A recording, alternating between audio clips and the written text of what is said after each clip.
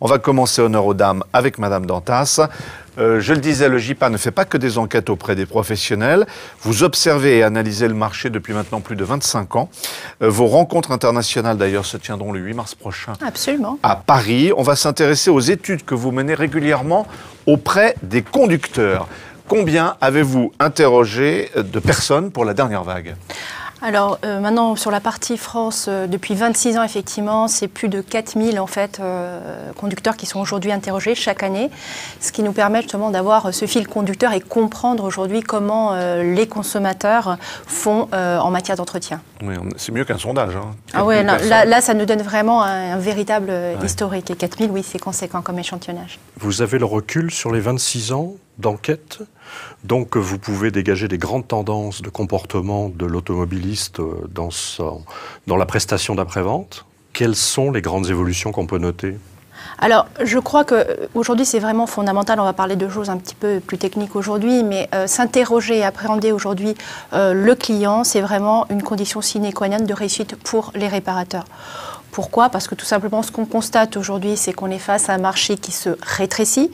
Et par contre, le nombre d'acteurs, aujourd'hui, il se maintient. Donc ça veut dire une ultra-concurrence entre les différents acteurs. Donc nous, ce qu'on voit à travers nos études, c'est qu'effectivement, la bonne question aujourd'hui à se poser pour les réparateurs, c'est pas de se dire qu'est-ce que je vais faire finalement pour aller capter ou piquer de la clientèle à mes concurrents, mais qu'est-ce que je fais aujourd'hui pour conserver mon client, celui qui a déjà fait l'effort de me choisir pour aller entretenir et réparer ma voiture.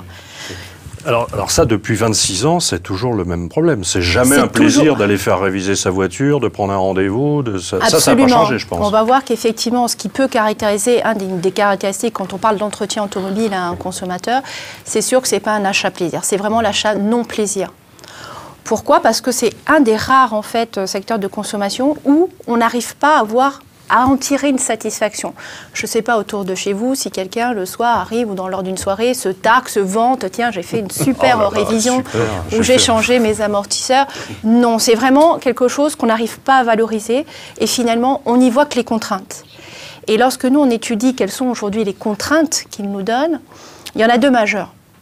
La première c'est l'immobilisation de mon véhicule, c'est vraiment ce qui sort de manière importante.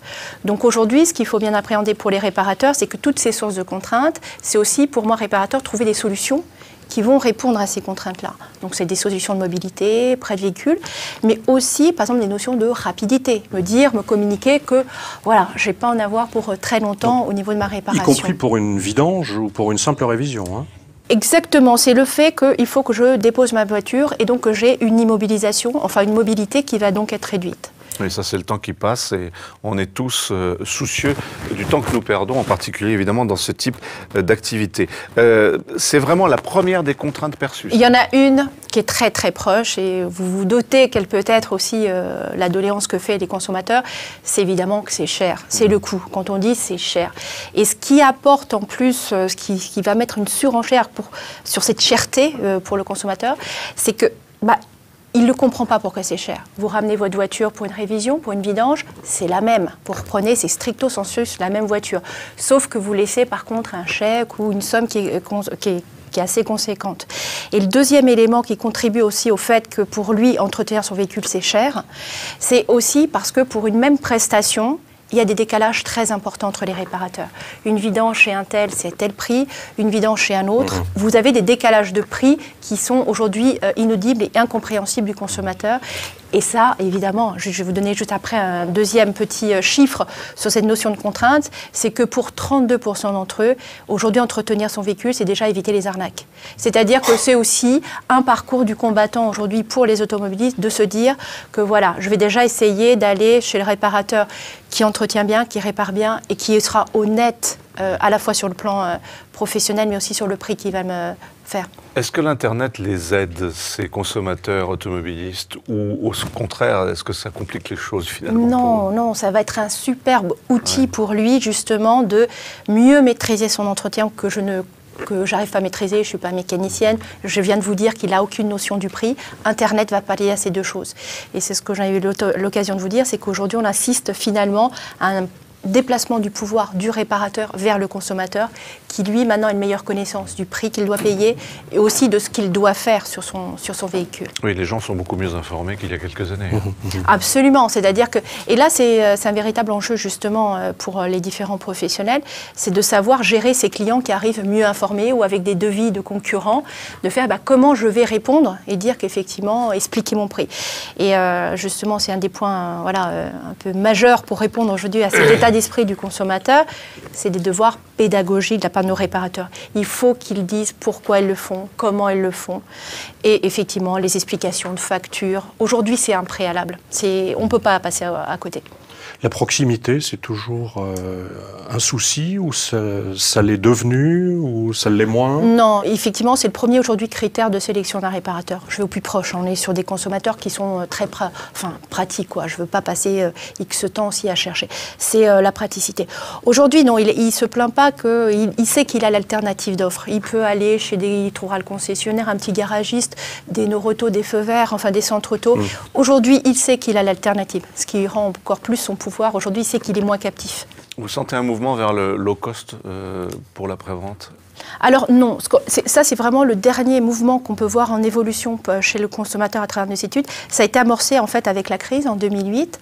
C'est-à-dire qu'on a posé la question, est-ce que vous avez arbitré sur votre budget d'entretien suite à un contexte économique plus difficile? Et jusqu'à présent, l'automobiliste, quand on lui parlait de budget d'automobile, il ne pensait pas à l'entretien. Ça ne sortait pas en spontané. C'était le carburant ou l'essence par exemple. Mais en aucun cas le budget d'entretien. Et ce qui a changé, c'est qu'avant, quand on lui disait mais comment vous allez faire pour baisser votre budget d'entretien, ça lui paraissait incongru. Si je roule avec ma voiture, j'ai besoin de changer les pneus, j'ai changé les pneumatiques.